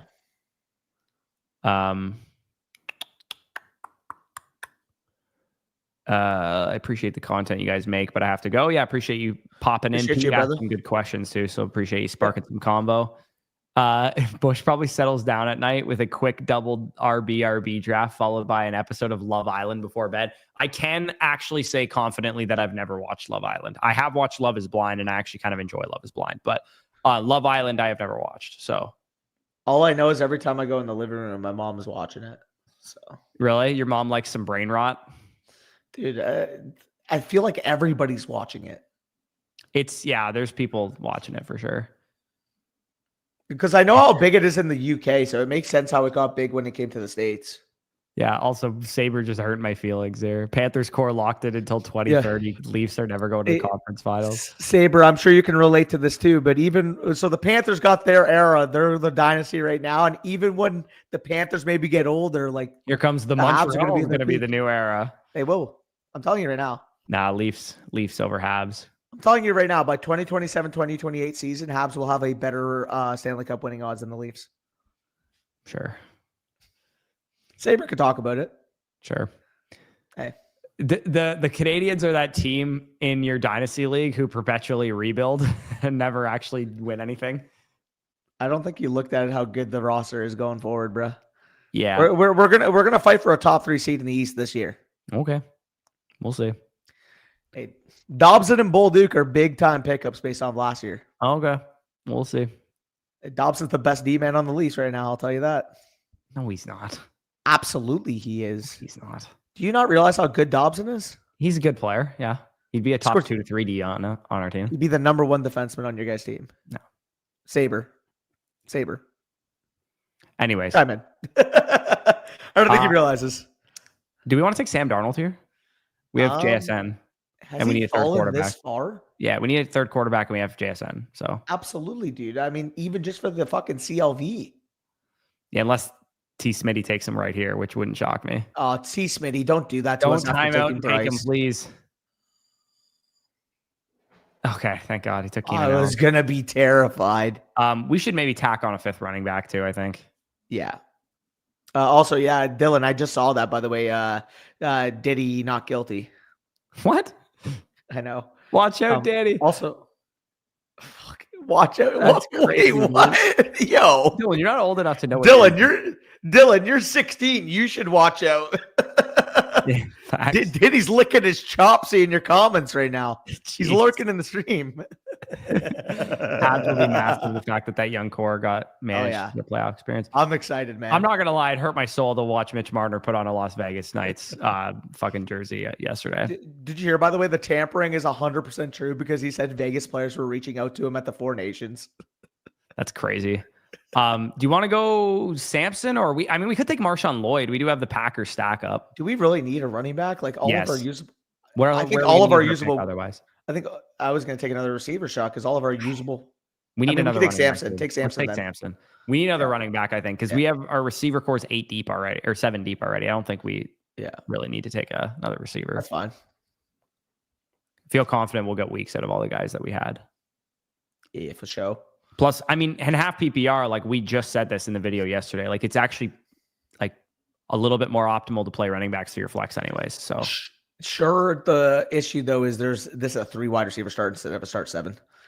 Yeah, that would be the difference. It is, but it also like it's still half PPR, so it's somewhat optimal to play a running back in your flex. Why did Vegas give him the most duster number ever? I took a screenshot of Marner putting the jersey on when his head wasn't visible, and I was like, get used to this come April. Because he disappeared. Jesus. Oiling his chops is insane. Yeah, that is crazy. all I know about is this about Mitch Marner. This kind of seems like addition by subtraction as the copium answer that I'm going to give. Because I think the team had Matthew Nyes in the wings for the core 4 being kind of reunited anyways. And Matthew Nyes outplayed Marner thoroughly throughout the playoffs. Like actually outplayed Tavares and Matthews as well. Only one that played better was Nylander. So, also, by the way, so fucking Nick sent this in the chat earlier, I believe, right? And he's like, "Are you getting lower on Hunter?" Because somebody took a sole clip of him, the CFO saying, "Oh, yeah, he's going to play snaps on defense." The whole fucking thing from the Eisen show came out for Coach Speak Index, and this is the actual quote. That was the whole quote. Different games have different flows, but I know he's going to contribute and play a lot of snaps on both sides of the ball. I think Liam's got a good plan. He's pretty open about it and believes Travis can be a top player on both sides. Like, what is different from that? What was said in that interview from what we've known this whole time? Yeah, not really anything. Yeah. Also, Saber, we re-signed Matthew Nyes to a 6-year extension. FX. Love your guys' content. Usually put a video in the background while driving at work. I heard you went to Champs. Venue was filled in atmosphere 6. Soft road is Friday empty. Yeah. Sunday it was lit. I will say Thursday to Saturday there was like nobody in there. But hey, I'll take it. If nobody wanted to come to an event where, I mean, you could say that was one of the most hectic COD champs or even COD events of all time with how many upsets, how great the maps were. You should make a tier list about it. I'm sure the 7 people that watch stuff would care. You're chilling, Matt. No, you're not lying. But those who do watch know how fucking crazy it was. It's a crazy event. Bush, you finna record QB prospect model videos today. I don't think I'm gonna get to it before I go to Cuba, Dylan, unfortunately, because I still need to tinker with some stuff in the model and make sure that everything's kind of flattened out the way I need it to. It'll probably be when I get back. I'm not gone for long. It'll probably be like next Wednesday that the video comes out. But yeah, I wanted to get it pre-recorded so that it'd be scheduled for like Monday or something, but realistically, it's probably going to need to wait until I get home. Okay. But Danny, care to guess the generational prospects in the prospect model? Anyone in the chat? There's 4 generational prospects in the FSC prospect model for the quarterback position. If you can guess all 4 of them, I'll grant you a review voucher on the site. Does that count for me? No. If you can guess all 4 of them, I will grant a review voucher on the site so we can give some people some time. Am I allowed to guess or no? Because you're going to you've already seen it, so you already know some of them. Yeah, I mean, here I'll type it in the private chat and I'll see if I get 4 out of 4, and you just like nod your head if I did. So Brock, you got 2 of them correct, but I'm not going to tell you which 2.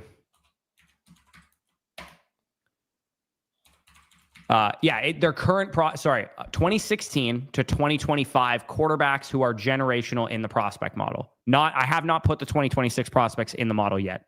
So it is just current quarterbacks. They could have been in this year's class, but you probably would imagine that none of them were generational from 2025. Are those the 4? Those are no, those are only 2 of them. What? Yeah. Huh. No, Dylan, you're probably too young to remember, but Josh Allen and Lamar Jackson were not highly decorated prospects. I mean, they were Lamar was for sure, but he had year for the data set game. What's the first year for the data set? 2016. The first year for the data set is 2016, and I can't give away the years because it'll just telegraph who it is. So I know 2 of them are correct, and I actually know which 2 are. But okay.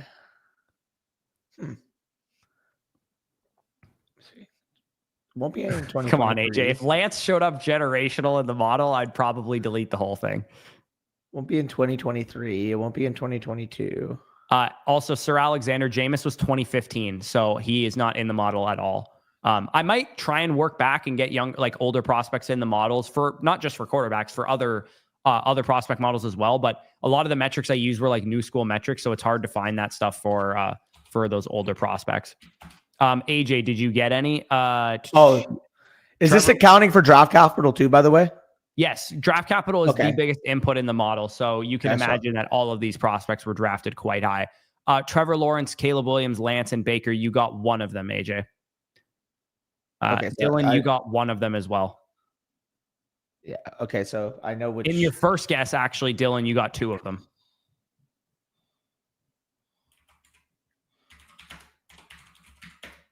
Who else we got? Sir Alexander, though, you did get 1 of them as well. Cats took over. You got 1 of them. What else do we got here? How about that? Lawrence, Caleb, Pat, and May, you got 0 of them, Luke. How about that? That narrows some stuff down. I guess again. You got 3 of them, Danny. Okay, I know which 3 they are. I know I'm figuring out the 4th.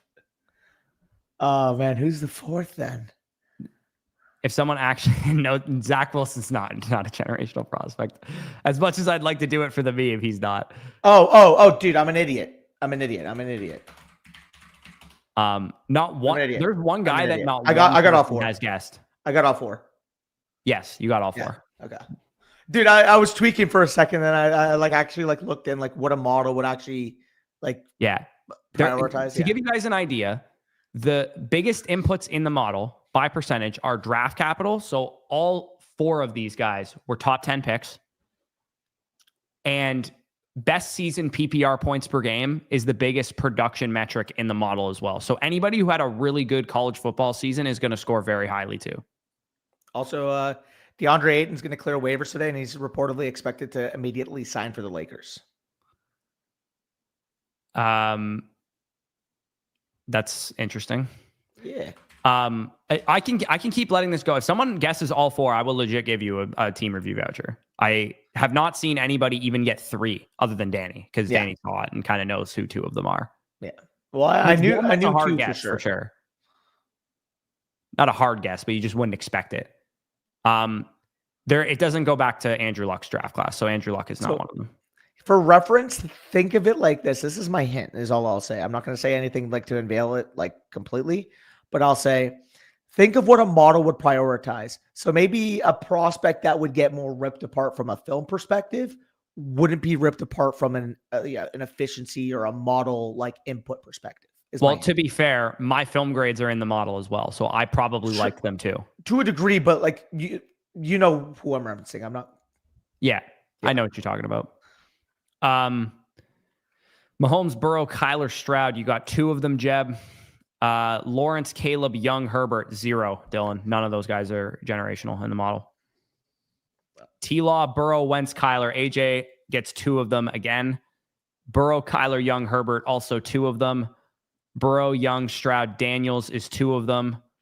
Caleb, Luck, Burrow, Stroud, even though Luck is not in here. Burrow, well, shit, I just gave away who one of them was. I mean, people realize that at this point. One of them is Joe Burrow. Yes, one of them is Joe Burrow.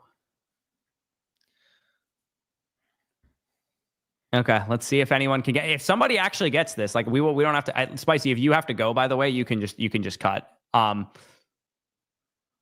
But just let me know in the chat if somebody actually gets this. I do want to see somebody get it. To be honest. Burrow, Kyler, Daniels, Young. Luke is the first one in the chat to have guessed 3 of them. Actually, sorry. Jeb also guessed 3 of them. It's the same. I mean, like that just gave away which 3 there are, but it's the same 3 for both people. So you guys both guessed 3 of them. That means it's going to be a race to see who gets the 4th. It's going to be a race to see who gets the 4th one because it is there is a 4th.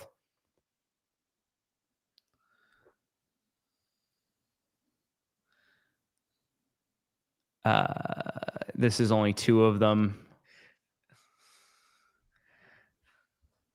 I'm curious to see who gets this. You guys can keep guessing. I'll let you know when you actually get it. I'll give you. Can I say no hints? No hints. There's only one guy left. Okay. That people don't know who it is. I'm looking for one specific name in chat because I know it. No one's gotten it yet. Nobody. No one. So again, remember this person had to have been a top 10 pick. There's no way he's scoring this high without being a top 10 pick. Everybody's just guessing. I wish this was true. No, it is not Zach Wilson as the 4th one. Still no one getting it.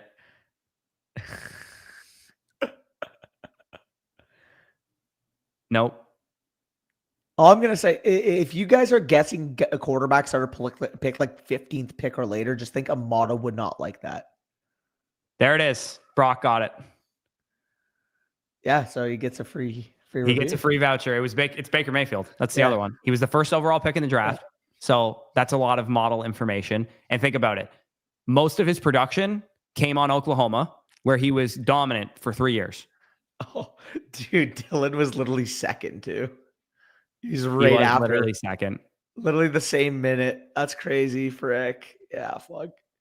Yeah, no, I mean, and that's why my hint was what it was. Like, if you think of what a model would like a quarterback who threw for like 140 touchdowns and 20 picks in his career. Yeah, and to give you guys an idea of who just missed out, because a lot of people guess these guys, Caleb is the next name who's not generational. Hey. Tua and Trevor Lawrence are the names right after him. Dylan, did you make your new Flock account, by the way? Because I'll literally throw you in a one as well. Like I don't mind. You said it the same minute. Yeah, you both can get one because you said the same minute. I'll give you one anyways for both of you because you both got it in the same minute. You literally got the same minute. Like it's not that deep. Where does Penix show up? So here's the prospect tiers of the quarterback model, because obviously for the running backs, the wide receivers, and the tight ends, I always named them things after fantasy relevant stuff. The names of the tiers are generational, foundational, as in you can build a dynasty roster around them. And like I said, Caleb, Tua, Lawrence, those type of guys. QB1 upside is for kind of lesser prospects than the foundational guys. Boomer bust. Ironically, a lot of boomer bust prospects found their way in here, including both Lamar Jackson and Josh Allen, who absolutely were not sure things, but ended up booming. And then it's QB2 upside. So guys that are a little bit more lower floor or lower ceiling guys, usually is who ended up in that area. And that's why I named it that tier. And then waiver wire were more guys that are just probably late round rookie picks, and then fodder or guys that kind of suck. Yeah. Also, by the way, for those of you that in chat, so I see one of that went, dang, I've never had a review. Don't worry, like literally every live stream, especially when we're doing review streams, like we'll throw out vouchers, like straight up. Obviously, if there's like 10 people in the queue, that's one thing. But if we have like 4 or 5 people in the queue, we usually just send out free vouchers anyways. Did you give it a 3-time multi? He didn't get drafted by the Bucks though. He got drafted by the Browns. No, I did. I tinkered with adding stuff in that was post draft related. Like if you went to a team with a high win percentage in the previous 3 years before you got there, if you went to a team that had a high offensive line grade the year before you got there, if you had a team that had a high receiving grade, so you had good weapons around you, there was nothing that made the model more predictive post draft that I tried to add in. Legitimately nothing. The only thing I haven't tried yet, which is in the quarter or in the wide receiver and running back and tight end models, is that you got better every year of your college career. I put an accelerator in for people like that, like Malik Neighbors, for example, good sophomore year, got a blow up junior season. People who progress their college career as quarterbacks, I might add in a booster for that. So that might change some of the grades. Because if you think, for example, Trevor Lawrence never got better after his freshman season, that would kind of downtick his grade a little bit versus a guy like, Jalen Hurts got better, as his college career went along. Yeah. Also, Maxwell Hairston is being sued for sexual assault, apparently, after going in the first round. That's not ideal. Where's Purdy in the model? Actually, you'll love to hear this. He is one of the best day 3 quarterback picks in the model, right? So you guys want to hear the best 3 day 3 quarterbacks in the model? This will get people excited. The best day 3 quarterback in the model is a Bush classic. The second best day 3 quarterback in the model is in this year's draft class, which I'm sure a lot of people could probably guess who that is. And the third best day 3 quarterback in the model is one Brock Purdy. So, yeah, Sam Howell is the best day 3 prospect in the model. That is correct. Cats took over. Sorry. A lot of that, too, is because mobility is a big part of the model grade, too. And Sam Howell had really, really good rushing numbers. And yes, Shadur is the one in this year's draft class who is the second best day 3 prospect in the model. Oh, God, man, I wish Elijah Moore was sucking dominant right now. Yeah, same. Let's see. Me and Joe were working to figure it out, but it didn't. Ah, fuck. Unlucky. What tier is Purdy? Unfortunately, Dylan, draft capital is such a huge input in the model. He is in the waiver wire tier, but he's one of the only waiver wire prospects that hit. And based on where his grade was when you remove draft capital, GG Sicey. See you, brother. He rates very highly among other waiver wire prospects. He's just stands out as one of the better ones. Yeah. In terms of day 3 guys. So the model wouldn't have told you Brock Purdy is going to be as good as Brock Purdy became, but it would have told you that he's a huge value in rookie drafts. Yeah, I mean, also Penix is in. Oh God, I'm going to inflate AJ's ego with this one. Michael Penix is in the boomer bust tier, and he's ahead. He's right around the range where Josh Allen, Lamar Jackson were.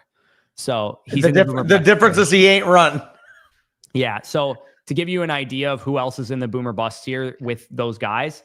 Michael Penix best comparable prospects is Rip Dwayne Haskins in terms of that where makes actually a ton of sense. It does make a lot of sense. That is his best comparable prospects. The other boomer bust guys, Mitchell Trubisky, Jackson Dart, Carson Wentz, guys like that who are more, interesting. But the only booms from the boomer bust tier who ever had an 18 point per game season were Lamar Jackson, Carson Wentz, and Josh Allen. But there's like 9-10 prospects in the tier. So and Anthony Richardson also was in that tier as well. What was the tier JJ was in? The tier right above, right? JJ McCarthy is in the QB1 upside tier, which is where Bryce Young, Drake May, Jared Goff type of prospects ended up being. That makes sense. Literally, though, you're not wrong. Dude, him running a 4.4 and having 11 rushing yards and 4 starts this year is insane. Yeah, that's crazy, man. Yeah, AJ, do you want to tell the chat what team you support by chance? Yeah, he is a Falcons fan. I'm trolling. Is there a penalty for rostering too many left-handed players? No, but if you're left-handed, grow up. There is one of my favorite tweets of like the 2010s was like, how the hell are people left-handed? Grow the fuck up. The only thing I do left-handed is shoot pool. I don't do anything left-handed except for play hockey, actually. That's the only thing I shoot left-handed for. Well, that's what I mean. Like I write with my right. I shoot golf with my right. Baseball right-handed. You shoot hockey opposite hand that you swing a baseball bat? Yeah. That's wild to me. I mean, it shouldn't be as wild to me because like I literally shoot pool opposite-handed, which if you think about it, like mechanically, that's way worse. How? What? No way. Swinging a baseball bat and shooting swinging a hawk. To me, baseball and golf should be the same. Like if you swing golf right-handed, you should probably swing a baseball So should bat hockey. right-handed. I don't think so, dude. Hockey's a little bit different because you're on the ground versus up. But like, how is shooting pool left worse than shooting a hockey stick left? When you're right-handed, everything else. Well, if you're right-handed, you are like you dangle with your right hand if you're on a hockey stick. Like right hand is what. And I stabilize with my right hand on a pool table. Yeah, I don't know. Maybe it's the same. It's literally the same thing. Left-handed thrower and hitter, but I righty. Yeah, that's interesting. Yeah, no, I do everything righty except for hockey. It's the only thing. Look at this guy. London and Penix over CD and Dak and Baker Evans any day easy. Okay, so that's rage bait, brother. This is by far the most. Well, this is what you come for, guys. There's plenty of American streamers that are going to talk about, whatever politics, Americans apparently. talk about. Yeah, politics probably. Apparently, how fantasy football is a right-wing agenda. Yeah, did you see that TikTok video that Nick put in the chat? That was so crazy. No, I was crying, bro. And then fucking Gut replied. She's like, "You're literally making a duck face in your profile pic." That was funny. Damn, y'all actually can do stuff with your non-dominant hand. Hey, what if every hand I have is dominant? You hear that? I got a couple dominant hands, I will say. Ginger hell rage baiting. Put a bet on it, bud. What's the bet? Who outscores who in fantasy? I'll take that bet 100 times out of 100 if you want to put it on the table. I mean, I have London over Evans in fantasy, so I don't really want to do that. But if we're taking combined fantasy points between Evans and points. Also, like this is not a fair bet for me. There's way more good receivers on the Buccaneers than the Cowboys. It's a great bet for me. Yeah, you're the most consolidated friggin' offense in the league. Yeah, I'll take it. Hey, AJ, he's just getting inappropriate in the chat now. AJ, you want to bet me Lamb plus Dak versus London plus Penix? We could put a hobby box on it if you want. Yeah. Let's make it easy. Okay. We could put a fucking hobby box on it. Juan saying, if your tight end lines up at wide receiver, does he switch positions in your lineup automatically, or do you have to sub him? I mean, Kyle Pitts lines up at wide receiver and he stinks. Get out of here, dude. I'll do quarterback straight with you three. If we take the receivers out of it, I'll do quarterback straight. Of course you would. Your team is going to throw the ball fucking 700 times this year. Yeah, but I've been told by somebody in this video that when Dak's healthy, he's a minimum 4,530 touchdowns. So you should feel confident in your boy if you think that's the case, because that is not what Baker is. Minimum. Correct. I think Dak's going to throw the football a ton. With that being said, when you project the offenses out, you guys might throw the ball 650, 700 times. Like, I think you or the Bengals are going to lead the league in passing volume this year. I don't think so. I think we're going to be more balanced than Cincinnati is. I mean, I think your run game's not going to be as good as it was last year. And you're already a very, very high passing. No, but we were 19th in neutral pass rate last year. Like, it's not like you're a lot of like number 2 in the NFL. Yeah, I mean, like you guys were in a lot of scripts, right? Yeah. Daniel Jones and Downs, Evans, Baker, and Dak and CD. Now we're just getting insane. But anyways, we should probably wrap this up because we're not really drafting anymore and we're kind of just going nonsense stuff at this point. You chill with that, brother. Keep in mind, by the way, if Dak doesn't tear his hamstring off the bone like fucking sweet chicken, I can't wait. We beat the Falcons last year. I can't wait until Danny's making Dak takes next year going, in the 5 games Dak played healthy, CeeDee Lamb had 27 points a game. Bush, you don't disagree if Dak doesn't tear his hamstring off the bone, the Cowboys wouldn't have beat the fucking Falcons last year? They would have, and I would have made the playoffs in the Flock League instead of coming in last if that happened. So, pain. His hamstring was like, you know the video of like clean off the bone and the guy makes the barbecue chicken, it just slides right off. Yeah. Dak's hamstring last year. Fuck. But anyways, let's sign this off. Appreciate you guys for tuning in. Like, comment, subscribe, all that good stuff. Schedule for while I'm in Cubano. Also, you remember this, bro? We tried to end the stream. Schedule for when I'm in Cuba. I'm going tomorrow. I'm going to be gone until Tuesday. We have the trade strategy video where I'm basically going over my team, sending trades, talking about strategy on how to send better trades. That'll be going live tomorrow. Saturday, we pre-recorded a redraft video talking about how the first round is entirely wrong and how we would draft the first round, both in shallow league formats, more of like a redraft home league buddies format, and then how the first round should go in more sharper leagues and also applicable to Underdog. format. And then Danny's going to do some kind of video while I'm gone Monday or Tuesday or Sunday or whatever. And then when I get back, I should have the quarterback prospect model video out as well. Cuba is very nice for Canadians. Americans don't probably like Cuba very much, but yeah. To get me around not using code FSC. Also ask Mason to give me a team review. I mean, if Mason gives you a team review, Dylan, then Mason has to do the team review. So I don't know if he's going to do that. Sounds super cool. Don't listen to the propagandized Americans here. I told you, you're not going to get left-handed hockey talk on American best ball streams, but appreciate you guys for tuning in. Yeah, we'll talk to you soon. Take care.